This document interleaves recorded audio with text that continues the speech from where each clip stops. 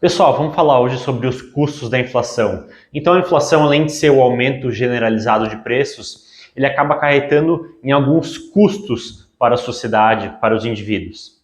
Então, o primeiro desses custos que eu vou falar seria o custo de sola de sapato, que hoje já não faz mais tanto sentido, mas que há algumas décadas atrás faria muito sentido, que é o seguinte. Então a gente lembra quando nós tivemos a época da hiperinflação aqui no Brasil, o que acontecia? As pessoas ganham um salário, pegavam um salário e saiam correndo para consumir, porque dali a alguns dias os preços já estariam mais caros. Só que, às vezes, você não consegue consumir tudo imediatamente. Tem certas coisas que inevitavelmente você vai precisar consumir, talvez ali daqui uma semana, duas, três. Ou seja, coisas que você vai consumir antes de receber o seu próximo salário. E você não pode deixar esse dinheiro parado embaixo do colchão ou parado na sua conta bancária, porque você vai estar perdendo dinheiro se você não estiver recebendo uns juros em cima dele, se você não estiver pelo menos recebendo a inflação do período em cima desse dinheiro. Então, o que você vai fazer? Você vai deixar ele em algum ativo, em alguma poupança ali no banco, que vai te pagar um juro sobre ele. Só que você, ao longo dos dias, ao longo das semanas, vai precisar ir lá até o banco, sacar esse dinheiro para fazer frente aos seus gastos. Então, isso que nós chamamos aqui de custo de sola de sapato. Hoje, como a gente faz tudo digital, tudo pelo celular, pelo internet banking, então esse custo aqui de sola de sapato atualmente já não faz mais muito sentido, mas há 20 anos atrás faria todo sentido. Outro custo que nós temos é o custo de menu. Então, por exemplo, um restaurante mudar os seus preços com certa frequência. Então, digamos que um restaurante tenha que mudar a cada ano os seus menus, isso é um custo. Mas se a inflação é muito alta, talvez ele tenha que mudar os preços do menu de 3 em 3 meses. Ou seja, o custo dele lá em imprimir novos menus, refazer todos os preços no menu, acaba sendo alto e é um custo qual, se não houvesse inflação, ele não iria ocorrer. Hoje também, como a gente tem muito agora a questão de menu digital, por QR Code, esse já também não é um custo tão grande, mas ainda é um custo, porque querendo ou não, você vai precisar contratar uma pessoa para ficar ali reajustando os preços no menu e vai ser uma mão de obra ali que vai gastar provavelmente algumas horas ali fazendo isso, que poderia estar fazendo outra coisa. Então, por mais que o custo é bem menor hoje em dia do que seria 10 anos atrás, ainda existe um custo de menu. E claro, isso a gente fala de um restaurante, mas imagina isso ocorrendo na economia inteira, né? Então, todas as indústrias, cinema, cafeteria, a indústria de metal, a indústria de minério, a indústria de petróleo, enfim, todo mundo ali precisando gastar um certo tempo para ficar reajustando os seus preços de X em X meses. Isso acaba acarretando um custo. Outro problema seria a distorção na alocação de recursos.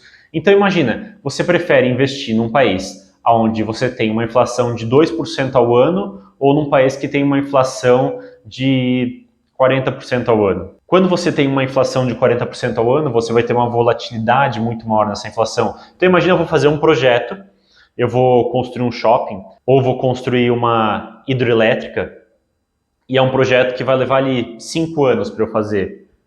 Tá, mas qual que vai ser a inflação média desses 5 anos? Vai ser 40? Vai ser 30? Vai ser 50? Vai ser 10? Então, percebe como é difícil calcular quando você vai fazer um projeto mais longo e até projetos curtos, mas principalmente projetos mais longos, quanto que eu vou cobrar nesse projeto, qual que é a minha receita, como que eu vou projetar, o quanto que eu vou ganhar, o quanto que eu vou gastar. Fica muito difícil fazer esse cálculo. Então, o investidor ele vai tender a não investir numa economia que está com uma inflação muito alta. Ele vai preferir investir numa economia que está com uma inflação baixa. Então, isso acaba gerando prejuízos para a economia. Distorções tributárias. Então, vamos imaginar, por exemplo, que eu comprei uma ação a R$10. Aí passou 5 anos e essa ação chegou a R$50. Aí eu vou lá e vendo essa ação. Então eu tive ali um lucro de R$40, digamos. E daí o governo pode me dizer, olha Marcos, então desses R$40 aqui, 20% é meu. Então R$8 seria do governo. Só que se eu tiver uma inflação alta nesse período e eu trazer esses R$10 a valor presente, talvez esses R$10 eles já estariam valendo R$30. Ou seja, o meu ganho nessa operação não é R$40. O meu ganho nessa operação, descontando a inflação, é R$20, né? Então, se eu pegar aqui o 50 menos 30, R$20. Então, se eu tivesse um imposto que descontasse a inflação do período, o meu imposto aqui seria R$4 e não R$8. Ou seja, quando você tem uma inflação alta em uma economia, os impostos acabam ficando distorcidos. Se eu tivesse nessa economia uma inflação zero, nesses 5 anos, esse meu ganho teria sido realmente 40. Mas como ela foi uma inflação alta, o meu ganho, na verdade, foi R$20. Só que o imposto cobrado em cima desses 20 foi 8. Então, o meu ganho real, no final das contas, foi apenas R$12 e não 32, que é o que a gente está vendo sem descontar a inflação. Descontando a inflação, 12. A gente pode pensar a mesma coisa em renda fixa. Então, vamos dizer, em uma economia onde eu não tenho inflação, eu tive ali um pagamento de taxa de juros de 5% ao ano. Essa economia não teve inflação. Então, se me cobrarem imposto de 20% aqui em cima, vai ser 1% de imposto. Eu ainda tive um ganho real de 4%. Agora, vamos imaginar que essa economia teve 10% de inflação nesse ano. E eu vou ter o mesmo rendimento aqui de 5%. Então, a taxa que eu ganhei foi 15%. Só que a inflação foi 10%. Ou seja, o meu ganho real aqui foi os mesmos 5%. Só que o imposto não vai ser cobrado em cima de 5%. O imposto vai ser cobrado em cima dos 15%, o que vai fazer aqui com que eu tenha um ganho nominal de 12%. Só que o meu ganho real, na verdade, foi só de 2%. Enquanto sem inflação eu tive um ganho real de 4%, aqui com a inflação de 10% ao ano, eu tive um ganho real de 2%. Ou seja, a carga tributária acabou sendo muito mais perniciosa e acabou abocanhando uma parte muito maior dos meus ganhos. Pessoal, só estou fazendo um pequeno corte aqui no vídeo porque eu acabei fazendo uma simplificação grosseira, então é melhor eu explicar para vocês como realmente nós calculamos a taxa de juros real. Então nós temos uma fórmula para fazer isso, que é a taxa de juros nominal, 1 mais a taxa de juros nominal, 1 mais a inflação no período, menos 1 vezes 100. Então nós teremos uma taxa de juros real de 4,5, 45, aí vai dar uma dízima, né, de 45. Ou seja, se a gente pegar o exemplo do qual eu estava falando agora há pouco e pensarmos aqui numa taxa nominal de 15 e uma inflação de 10, nós não teríamos uma taxa real de 5%, mas sim uma taxa real de 4,5%. Ou seja, a taxa real seria menor e aí com o imposto em cima dos 5%, o nosso ganho acabaria sendo ainda menor. Aí alguns podem olhar e falar, mas Marcos, eu não entendi. Se eu tenho uma inflação de 10%, uma taxa nominal de 15%, por que meu ganho real não é 5%? Porque nós estamos fazendo um ganho real não em cima de 100, mas em cima de 110. Então, se você tem R$5, é 5% de 100, mas R$5 é 4,5% de 110. Então, nós fazemos o cálculo em cima do 110, que é o novo número que nós temos com a inflação, e não em cima do 100. Por isso que a nossa taxa real não vai ser 5, mas sim 4,5. Se a inflação fosse zero, aí a nossa taxa nominal é igual à nossa taxa real.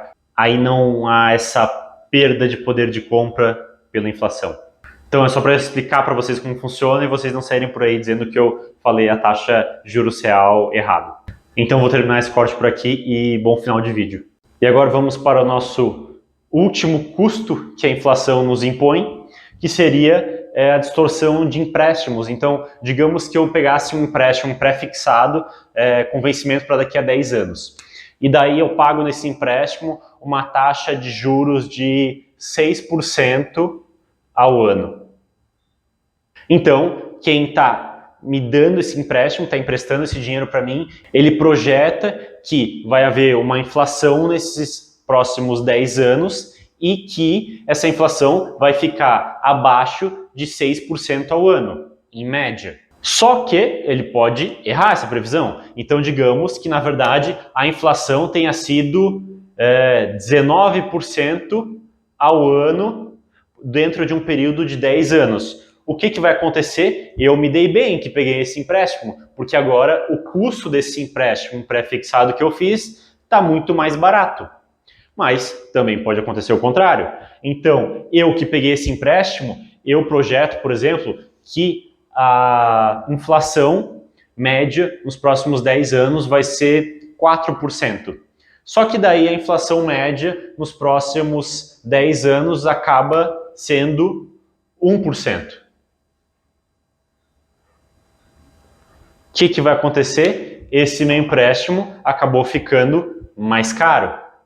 Então, é melhor para quem me emprestou o dinheiro e pior para mim. Agora, se tiver inflação alta, é melhor para mim que peguei o dinheiro e pior para quem emprestou o dinheiro. Então, isso acaba gerando essas distorções, onde uma ponta pode acabar sendo muito prejudicada fazendo essa operação. Para nós fazermos um resumo aqui de todos os custos e problemas relacionados à inflação, eu acredito que uma regra geral que está embutida em todos esses problemas seria o fato de gerar uma distorção na economia e isso acaba prejudicando as pessoas porque aumenta custos de troca, cria custos os quais são desnecessários, são necessários por causa da inflação, mas se não houvesse inflação esses custos não existiriam. E também se nós tivermos deflação, esses custos aqui que eu falei antes, eles também existiriam, porque você também ia precisar ter um reajuste de preço, você também ia precisar mudar o valor dos produtos, do serviço, a alocação de recursos ia se tornar mais difícil, iria haver também distorções tributárias e também haveria essa questão com os empréstimos. Agora, é claro, se você tiver uma inflação de 1% ao ano, 2% ao ano, esses custos aqui vão ser bem menores. Se essa inflação for 20% ao ano, eles já vão ser bem maiores, e se for 200% ao ano, aí vão ser custos bem grandes. E a deflação, a mesma coisa. Se for uma deflação de 1% ao ano, não vai gerar muitos problemas. Se for uma deflação maior, vai acabar gerando mais problemas. Tá certo, pessoal? Então, isso é para que vocês entendam quais são os custos relacionados à inflação. Um abraço e até o próximo vídeo.